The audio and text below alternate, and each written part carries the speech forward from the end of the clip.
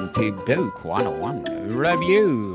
Book 101 is all about the books that are read for the last 40 years. And today I have my special guest, Making Marketing Make Sense. So, in other words, he is a marketing strategist, no other than Mr. Michael DiMaria. How's it going, everybody? Welcome to Book 101, Mr. Michael. And can you please introduce more about yourself? I am, just as you described, a marketing strategist. I work primarily in the realm of search engine optimization and advertising. That deals anything with measurement, AI, everything, all encompassing in those realms. Mr. Michael DiMaria. Thank you so much for sharing your knowledge and wisdom with the world. So let's talk about Never Split the Difference by Mr. Chris Voss. Can you tell us about this book? So Chris Voss was a former FBI negotiator by trade, and he wrote this book after he was done with the FBI to basically use these negotiating tactics in everyday life. So not even just in business, but just in, whether it's negotiating for a car or even, talking to your spouse. So the main premise of the book is talking about how in traditional negotiations we are everybody kind of ends up conceding something and no one ends up leaving happy, where in this negotiation he's basically saying you don't have to concede much to get the outcome that you want.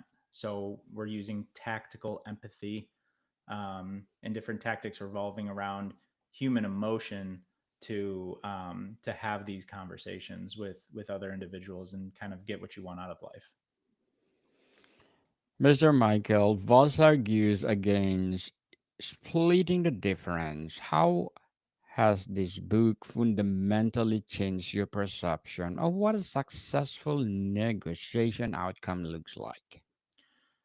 So I think in regards to just career wise or even negotiating a contract, you know, if there's a certain price point that you need for the contract to get signed, you don't always have to just, cut yourself short by, reducing the price or not doing a certain job for what it's worth just to close a deal.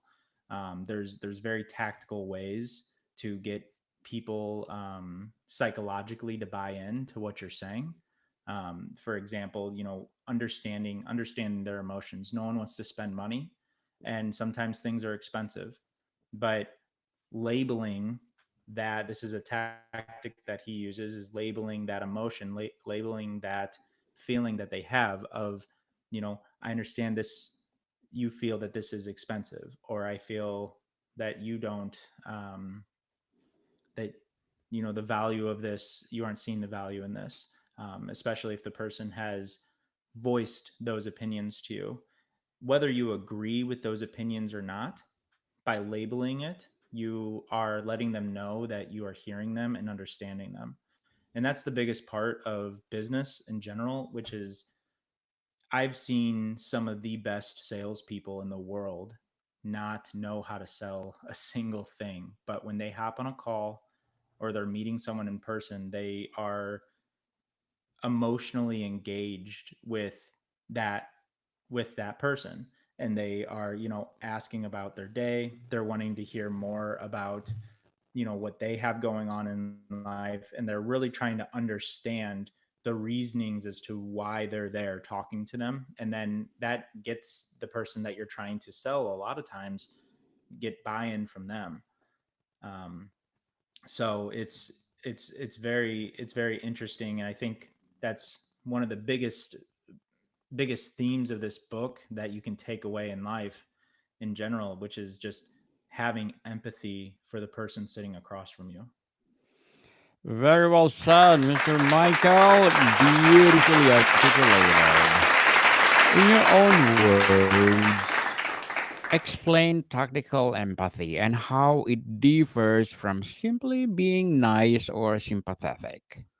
Yeah, so tactical empathy is the art of understanding where the person is coming from, and not just saying that you understand it, but actually understanding it. So if you were telling me, Daniel, if you're telling me that you're having a bad day, I can say, "Oh, it stinks to have bad days." But I'm not really truly understanding why you're having a bad day. I'm just trying to not blow you off and be nice because you are having a bad day. But tactical empathy, I'm actually sitting there and I'm saying, tell me about your day. Let me help me feel what you are feeling. Whether I agree, if even if your bad day, I think that your bad day was caused by something that you did, I'm understanding why that's upsetting you, and I'm able to connect with you on that level. Voss describes two systems in the brain. How does understanding the bees, emotional or instinctive, and the banker, about logical, fundamentally change how you approach communication in tense situations? Yeah, so in a lot of intense situations, where this really comes into play is especially when someone's upset or they aren't feeling heard, making sure that I'm able to, one, give them the ability to say what they want to say. I think that's the biggest thing. Chris Voss talks a lot about giving people the ability to say no. In sales or in business, we're always wanting people to say yes, but a lot of times people feel like they can't say no, and so then they get anxious and they start getting standoffish, where when we give them the ability to say no right away, so instead of asking questions of that we're getting them to say yes on, we're saying things like, do you think that's a bad idea, instead of, do you think that's a good idea? And then psychologically, because they've already said no, the their want to say no to the sale is already gone, because they've had that release of saying no. um, another aspect of it that I think is done really well is getting the user to agree with you, um, getting them to say things like, that's right. If you're in a very, I've been in very contentious calls with clients before, and when trying to navigate the call, if we're having a disagreement and neither of us are budging, if I can say something to say that's right and not you're right, that's very, very important. Because if someone is saying you're right, we've kind of lost this. We're not at the same level anymore. It's almost like I've put myself above them and they've admitted that, because they're saying, yeah, I'm wrong and you're right. Where if I can word something in a way for them to say that's right, then we're now both agreeing and we've come to the same conclusion. And that greatly diffuses very intense situations. The 73855 rule emphasizes nonverbal cues. Can you recall a recent interaction before reading the book that you realized you were likely focusing too much on the words and missing crucial signals? Yeah, so a big thing that is, I guess, before reading the book, I would always go into situations with what I wanted to say and what I felt like I needed to say. And I always had this thought in my head of, okay, well, if I just get this out, everybody's going to understand how great of an idea this is, or how there's no denying what the success of this situation if I can say this one thing. And even if I did say that thing, and I didn't have buy-in from the person sitting opposite of me, then I would leave those situations thinking, well, they just didn't understand what I was saying. When in fact, it's not that they didn't understand what I was saying, it's the fact that they didn't care about what I had to say. And so those nonverbal cues when you're talking to somebody, and this is so important, like in kind of the digital world that we're in right now, when we're on camera, which I say, like, if you ever have video calls, even with people internally on your own team, you have to have the video on, because when I'm looking at you, I can tell if what I am saying is resonating with you or not. And if I see your eyes gloss over, or I see you look away, or I see you do various things, I know that I need to change the subject, or I need to pivot someplace else. What I have to say isn't nearly as important as how I say it. And it doesn't matter what you say at all, because if the person just isn't paying attention anymore, because you're kind of losing them, or they aren't interested in what you're saying right now, then you've lost no matter what. Mr. Michael, why is it getting the other party to say that's right so much more powerful than getting them to say yes? Yeah, so that's right is basically, I don't know if you've ever heard of if someone's ever said to you, they aren't buying into that idea because I said it or because you said it. They have to think of it on their own. And there's a lot of people that function that way in society, where they want to be, in some cases, they want to be the smartest person in the room, or they need to come up with those ideas. And so getting someone to say that's right is a subconscious buy-in to the idea that's being presented, that they have now logically gotten to the point to where they have worked that out and now agree with it, not because you said it and the logic is the logic is so sound that they can't argue with it. You aren't trying to get people not to argue with you, you're getting people to try to buy into what you're saying. And so that's right is now getting them to say, I've also come to this conclusion and I've thought of this idea myself. And that's the big difference between that's right and yes. Mr. Michael, how and what questions are key? Draft 2 to 3 calibrated. How or what questions you could use in an upcoming negotiations like salary, projects, deadline, or buying a car to uncover constraints and shift dynamics.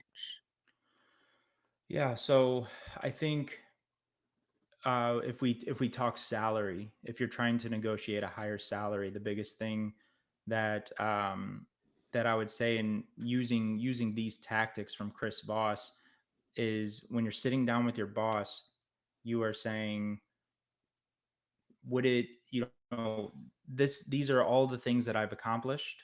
I would like to have a conversation about my salary, and then giving them a heads up first, and then scheduling a time to do that, because anytime people are talking about money, bombarding them with it, or just walking into someone's office, people are automatically going to get a little defensive, or a little on edge, and that conversation might not go as well.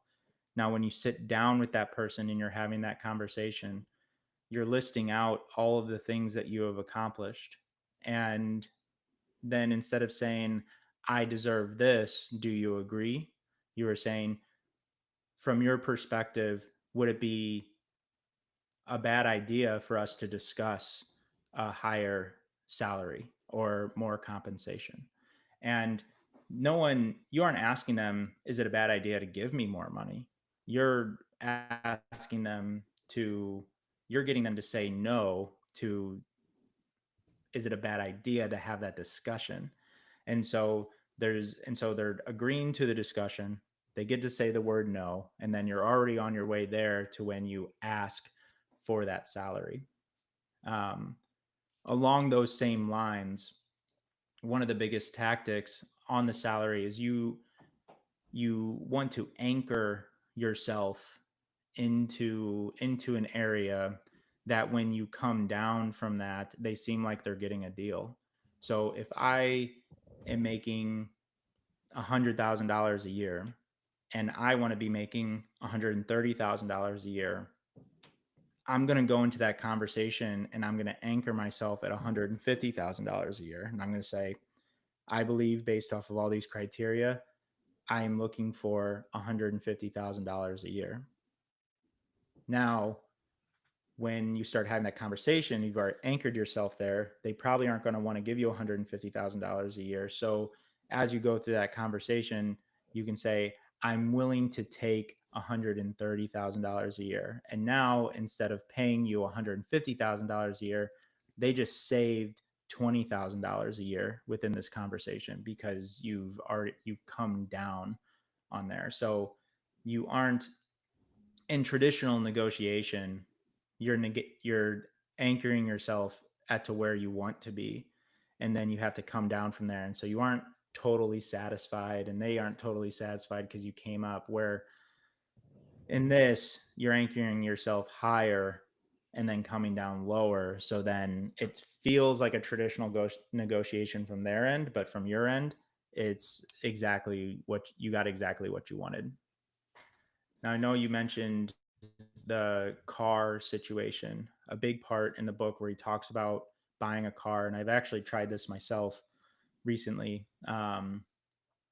When you're sitting there and you're negotiating the car and they just aren't coming down on the price.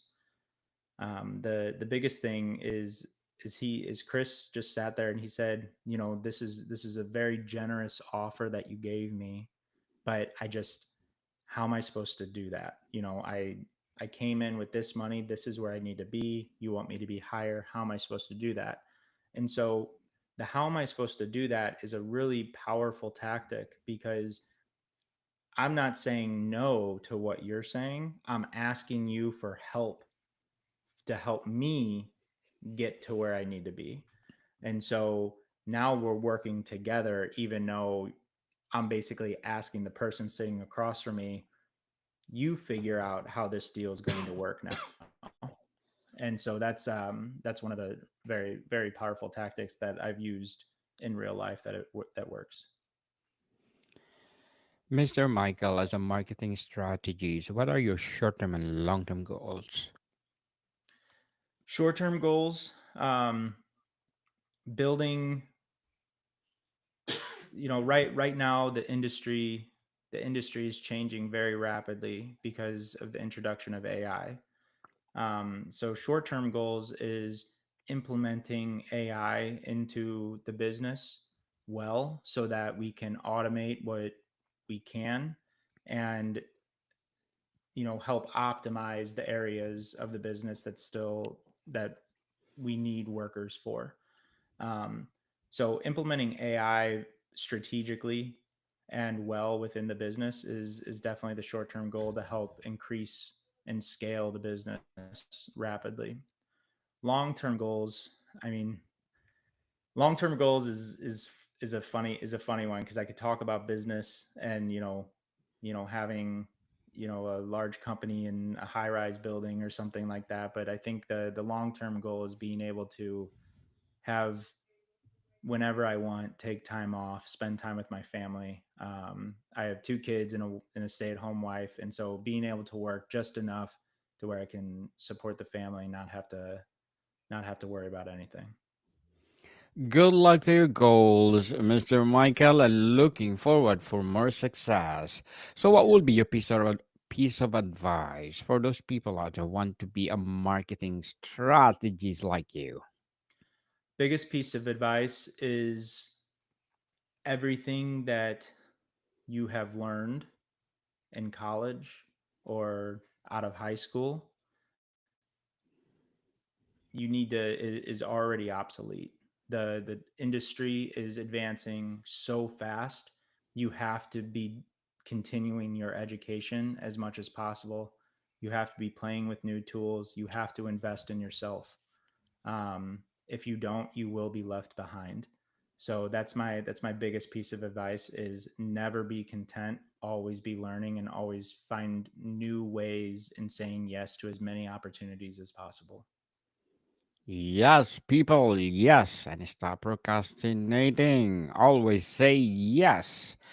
Mr. Michael Boss treats emotions not as an obstacles, but as a data points. How does these perspective change how you view your own emotions and the emotions of others during conflict? Yeah, so it's it's helped me address certain emotions in my life when, or even in business, where I can see myself getting emotional at a particular situation before it happens. It allows me to take time, take a breath, and understand that an emotion is a data point. It's not a fact. And so when you understand that emotion and how it's coming about, you can then control that emotion and use it to your advantage. The same way goes with when you are not being emotional, but you see other people starting to be emotional at a particular situation. Once I see that emotion, I can address that emotion through, tactical empathy, mirroring, everything along those lines that he talks about, which is addressing that emotion as it's coming, making sure that they know that you are understanding that emotion and that you are understanding them, and you'll be able to have a very, very good relationship even in the most contentious situations. Mr. Michael, before we wrap up our discussion for today, I'm inviting you to please do listen to my other podcast, people. My other podcast, because my abstract essay is already in fifth season, abstract poetry in second season, and of course, my book 101 review in its fifth season, too. Comedy 101 in second season, food 101 in fifth season as well, geography 101 and fourth season, and my baby podcast. Law 101 and Mental Health 101. Love Letters in third season and Movie 101 Review and Music 101 in its fourth season and Science 101 and Sex 101 in its first season. Please listen to them wherever you listen your podcast. Mr. Michael, if you could only implement one lesson or technique from never split the difference, starting immediately to improve your interactions, which one would you say and why? So the I think the one that's hardest to implement that I'm still practicing and still trying to practice now is the getting people to say no first. And this applies even in personal relationships, is getting, making sure that you're gearing questions to the no. Is this a bad idea? Would you disagree with this? Um, it's kind of a backwards way of thinking. It's a backwards way of talking to people, and so I think that's one of the hardest ones to implement because you have to change your mindset. Um, so that's probably the biggest one in the situations that it is implemented. It's, in my experience, I've had, an 80 to 90% success rate in getting that conversation to steer where I needed it to go. So it's a very, very powerful one, but you can't do it without tactical empathy. You can't do it if the person that you are talking to doesn't think that you care about them and how they feel. So you have to be empathetic to everybody in your life. And that's the biggest thing. That's the bottom line. Yes, people never split the difference by Chris Voss is highly recommended to read. Mr. Michael DiMaria, thank you so much for sharing your knowledge and wisdom to the world. So, can you please invite our listeners to support your business itself? Yeah, sure. My business name is Madman Marketing. The website is madmanmarketing.io. You can follow me on Instagram. That's probably Instagram and Threads, which is Michael is not available. And that's where you can see a lot of my content. Yes, people, let's support Mr. Michael DiMaria, because if you support him, more and more and more empowering marketing strategies to come. Mr. Michael, thank you so much for your time. Thank you, Dana. More to come, people. See you soon.